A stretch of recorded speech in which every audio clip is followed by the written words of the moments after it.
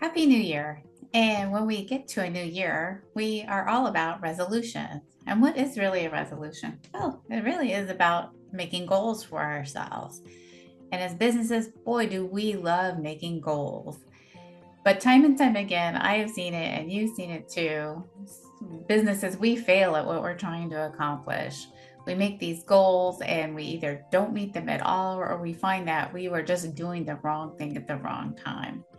So, my video today, I'm going to share my 3 tips to help ensure that your businesses are successful at your goals and you don't fail. No one wants to fail, but let me help you to tell you how not to fail.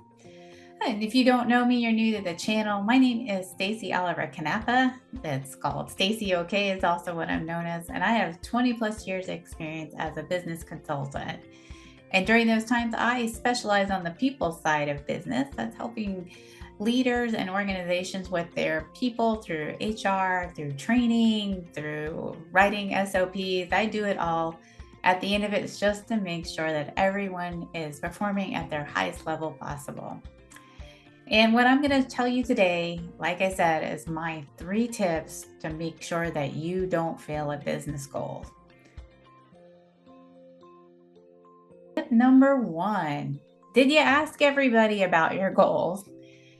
It's so easy for leaders to get myopic and just be in a room and only talk to themselves. And I have found, like, at that large level, the owners of the organization or the executive team, they are so darn optimistic about trying to do big, crazy things.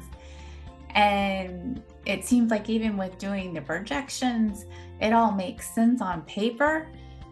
But they forgot one thing, asking the people who are actually going to make the change or have to implement the big goal or do the work. So, my first tip is to ask everyone that will have to be involved in this change, in this goal. It might even be asking people who are not involved with a goal to kind of get some outside perspective, a third point of view of what you're missing or what you should be doing more of or less of. I have found that it's so easy to get into big discussions. Like I said before, you're just myopic, you're just in the room, you're all feeding off everyone's energy. And you can make a big goal, but I found the people who really have the best ideas are in people that are going to implement it. Also, the employees at your frontline positions or your first point of contact or your entry level positions, because they're actually doing the work every single day. And they can kind of tell you if you're crazy or you're not. You may need to go to outside resources too to see, like, if you're trying to get into a new market, to see, like, it doesn't make sense that we're going there, and get some help on, can we hire people? What roadblocks are we not seeing? So that's tip number 1, is to make sure that you get multiple points of view before you actually decide we're going to do this goal. Tip number 2, do you have actually the resources to do this? So resources come in the form of time and money. And it doesn't matter what goal you have in mind, it will always take longer than you expect it will take. It's just because there are things that you can count on, and then there's a lot of things that you can't count on. If you want to build a building, that's a huge project, huge infrastructure project, but you may not be able to get the supplies to build a building. So that could be one obstacle that you're not seeing. And by not having that, you're going to need more money. All of this will take more money than you think. So, whatever your budget was, just be sure that you have enough money to cover if you should get into a situation where the budget is going to be over. And I'll tell you, that's going to happen all the time. The other resource that you want to be really aware of is, do you have enough physical time to do it? You know, it's all over the news that people are feeling burned out, especially after COVID. They're getting more disengaged with work, but it doesn't seem like we have been smart enough to figure out that, hey, maybe we shouldn't ask people to do so many things and then add another project that's a huge company goal onto it.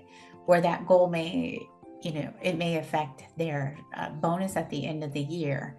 So you want to be really aware of, do people have the time with all of the other responsibilities they have to accomplish this goal?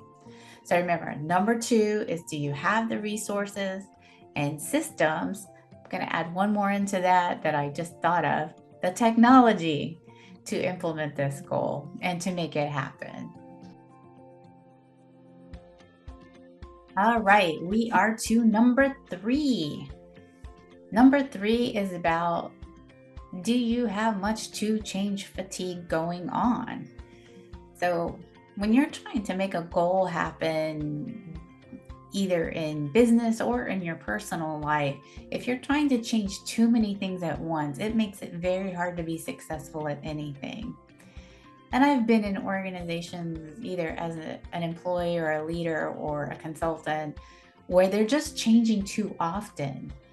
And by changing too often, your employees don't know actually what to believe. They don't know if this is truly the thing that you're going to stick to, or in 3 months, are you going to change your mind? I have been in companies where I've been hired to come in and do a new initiative. Of course, many times it's training. And they will tell me in the room, this is great, Stacey, you're doing a fantastic job, having a great experience. But you know what? In 3 months, this is going to change. So my heart's not really into it. That's very dangerous. Now, I know we want to change all the time because we are trying to adapt to in real time to what's going on into the marketplace. But some things just take time to experiment and make adjustments before you find that you need to go to something completely different, a 180. So just be aware of that. Is that, are you experiencing change fatigue? Are you implementing too many changes? Are different departments trying to implement other projects where people in those departments will be doing too much change at once? I do a lot of work in IT. I actually worked in IT at one point. I was a training specialist in IT, and it was one of my favorite jobs. But a lot of IT projects are concurrent, but they're massive. And sometimes that would give us a bad result on the other ends because projects would collide, and that would make it very hard for each of them to be successful in their launches. So you got to think of, what is the big picture? How many things are we implementing? And should we just slow down just a tad, or what is responsible, so your employees believe in your integrity of this change and that you'll get it done and be successful?